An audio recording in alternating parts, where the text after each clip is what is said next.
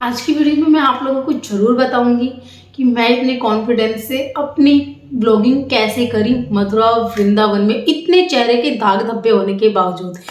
सभी के एक ही क्वेश्चन है, तो वीडियो में लास्ट तक बने रहना। उसकी हरकतें, ये मेरे पंख है, पंख। ये तुम्हारे पंख है? हाँ। अच्छा, मैं इनसे दीदी को लेके आऊंगा।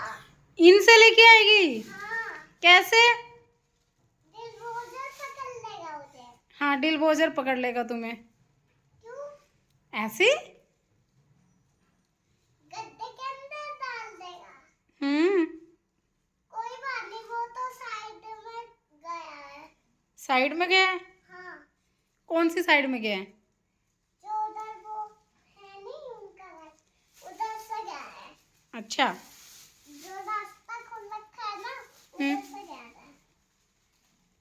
भाई जल्दी जल्दी मटर छिलवा ले। छील तो गई। इतनी सी मटर छिल ली है। एक ए, हम मटर छील रहे हैं, बांटने के लिए नहीं बैठे हैं। इधर देखिए जरा, मटर छिलवा चल। ओके। कैसे छिलवाते हैं? छील के। छील के? हाँ। वो देखो वो बॉल लेके खेल रहा है दिव्यम, और इसने क्या करा, सारी मटर ना यहाँ फेंक दी। अब ये नहीं पता उसमें कितनी होगी। फेंकता गया फेंकता गया फेंकता गया। कल मैंने साग साफ करा था तो उसका मैं जल्दीबाजी में चली गई और ऐसे ही भाग गई नीचे। बस अब मटर छील रहे हैं, शाम को बनेंगे आलू मटर। और आलू मटर साथ में चावल। आलू मटर के साथ चावल किसे पसंद है कमेंट करके ज़रूर बताना। भाई मुझे तो बहुत अच्छे लगते हैं। मैं चावल ज़रूर बनाती हूँ आलू मटर के साथ में। मतलब मेरा समझ लो, अगर आलू मटर बने हैं और चावल नहीं बने हैं तो मेरा पेट बिल्कुल नहीं भरेगा। या तो फिर तरे वाली सब्जी हो, तरी वाली मतलब रसा ज़्यादा होना चाहिए, और उसके साथ में रोटी होनी चाहिए, और वो उसमें मैं भिगो के खाती हूँ। भाई ये मेरा मतलब मुझे मन होता है मेरा ऐसा खाने का, क्योंकि मैं ठेठ यूपी की हूँ। परवरिश मेरी बेशक दिल्ली में हुई है। 1 साल की एज में मैं दिल्ली चली गई थी। 19 साल की हुई थी तब दिल्ली से वापस आई थी, लेकिन गुण मेरे अंदर ठेठ यूपी के हैं। बस ये है कि मैं घर में बात कर लेती हूँ यूपी की लैंग्वेज में, लेकिन कैमरा पे मुझसे बात नहीं हो पाती। बहुत कोशिश करती हूँ कि मैं बोलने की कोशिश करूँ, लेकिन हो ही नहीं पाता कभी भी। गाइस, हमारे घर में हो रही है आग जलाने की तैयारी, और कोयले जलाए हैं क्योंकि इसकी है तबीयत खराब 2-3 दिन से। डॉक्टर ने बोला अपने घर में आग लगाने मेरे को बुला लो। कोई तेरे से आग नहीं लगवाएगा अपने घर में, हैं? इससे ठीक हो रहा है तो डॉक्टर ने बोला है कि या तो ब्लूमर लेके आओ, या फिर इसके लिए आग का इंतज़ाम करो, घर में रूम गर्म करो, या फिर घर गर्म करो, मतलब जो भी है घर में आग लगा के रखो, जला के रखो, जिससे पकड़े एक साइड से, उधर पकड़, एक से मैंने पकड़ लिया। चल रख नीचे। रुको जाओ, मेरे हाथ जलाओगे। तो हम बैठे हुए थे, अचानक से हमारे मन में क्या आया ना कि हम बेड चेंज कर देते हैं। तो हमने बेड चेंज किया क्योंकि क्या है ना, कुछ जो जिस कमरे में बच्चों का स्टडी टेबल था ना, वो रूम थोड़ा छोटा है, ये रूम थोड़ा बड़ा है, ये मेरा रूम है। तो मैंने सोचा कि बच्चों का स्टडी टेबल आ जाएगा आराम से, और सारी चीज़ें इनकी जो भी स्टडी से रिलेटेड है इसी रूम में आ जाएगी।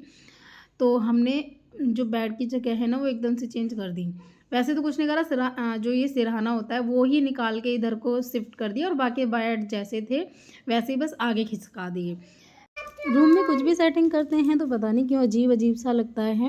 मतलब ऐसा लगता है कि पहले ही बेस्ट था। ये किस किस के साथ होता है। तो हमने इस कमरे की हालत कुछ ऐसी कर दी है चेंज करके।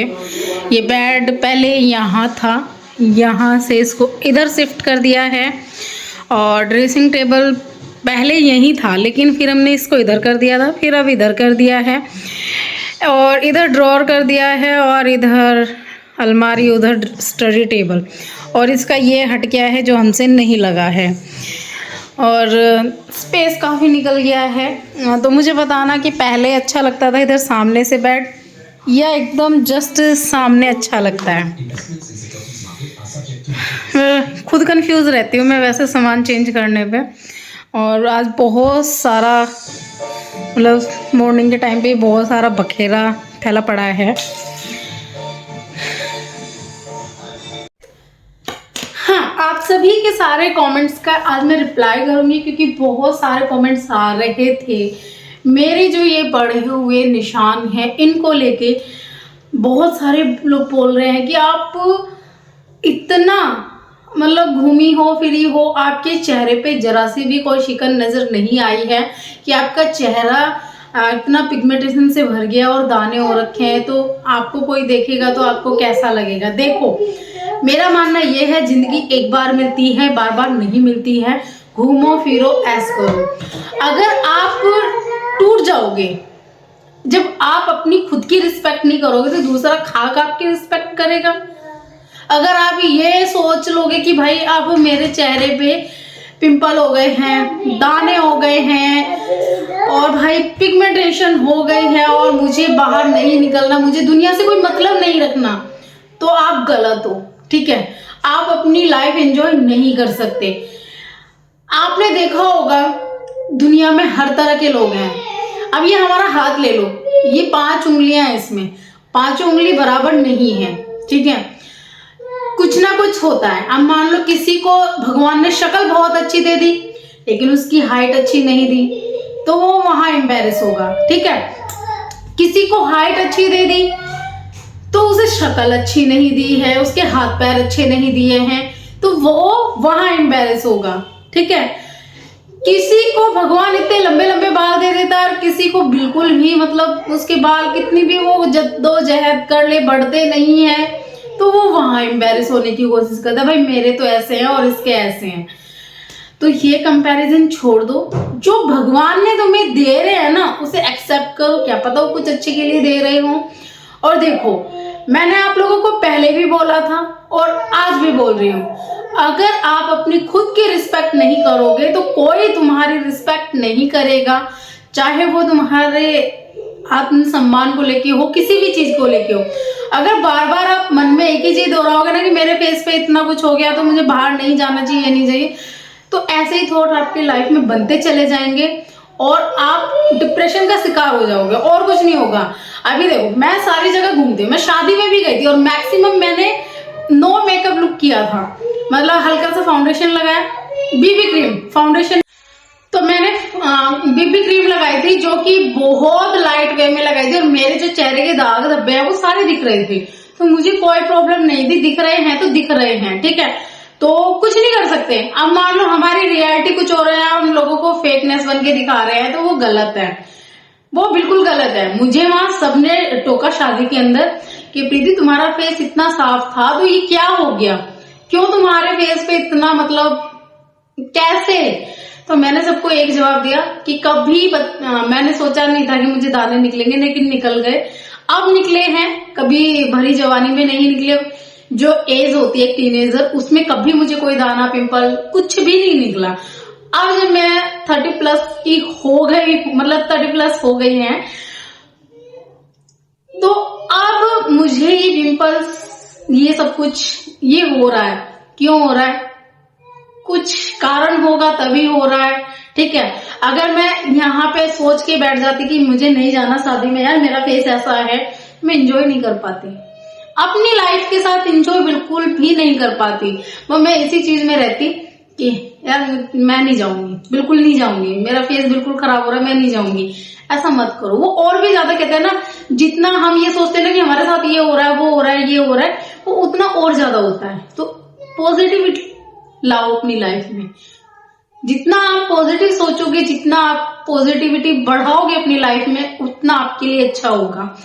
तो ठीक है, कॉन्फिडेंस लाना चाहिए हर चीज में। छोड़ो ना यार, पिगमेंटेशन ही तो है, कौन सा इतना गंदा है। अब ये देखो, एक लड़की के जिसके साथ एसिड अटैक हुआ था, उसका पूरा नाम मैं भूल गई हूँ, लक्ष्मी गुप्ता। ठीक है, लक्ष्मी गुप्ता, उसका फेस कितना जल चुका है। वो कॉन्फिडेंस लेवल पे रैंप वॉक भी कर रही है, वो सब कुछ कर रही है, जी रही है ना अपनी जिंदगी। तो शुक्र मनाओ कि आपके चेहरे पे तो पिगमेंटेशन है। ठीक है, तो इतना कॉन्फिडेंस आपको अपने अंदर लाना चाहिए पिगमेंटेशन है, कोई हवा नहीं है, आएगा चला जाएगा। और मेरे साथ अभी क्या प्रॉब्लम है मैं जरूर बताऊंगी कि मुझे पिगमेंटेशन में मुझे जो अंदरूनी प्रॉब्लम हो रही है वो किस लिए बढ़ रही है। क्योंकि कल मैं डॉक्टर के पास गई थी, डॉक्टर ने पूरे चेकअप वेकअप करे, और क्योंकि ये मतलब अभी बताने का टाइम नहीं है, मैं जरूर बताऊंगी कि मुझे ये पिगमेंटेशन इतनी क्यों बढ़ गई है, क्या रीजन है, सब कुछ बताऊंगी। लेकिन थोड़ा सा सब्र रखो, मुझे भी थोड़ा सा कंफर्म होने दो, ठीक है।